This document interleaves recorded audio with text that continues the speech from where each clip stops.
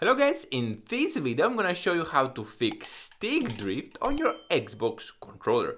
I have made a similar video in the past and it really helped most of the people, as I saw in the comment section, so in this one it will be even faster and surprisingly very easy to do. So most of the time the reason of the drift is dust or dirt between your analogs.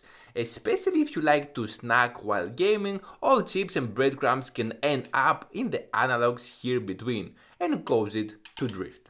So the first thing that I would recommend is to grab that analog stick and pull it out. And you can also blow between there to remove any dust that's stuck there. You can do the same on all directions. Let's say we pull it out and we move it up or down, left or right, and at the same time you can blow there between to remove any dust that have stuck over there.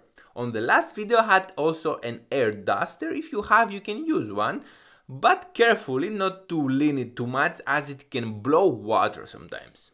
Next, what I would do is to press the analogs inside and move them clockwise for a couple times, let's say 5-6 times, and at the same time you can again blow on all sides and then do the opposite direction. So let's say we move it clockwise and after the other direction we move it many times, at the same time blow there to remove any dust. By doing all that, it can really help you fix the drift on your Xbox controller. Try those simple moves and let me know if it worked in the comments section below.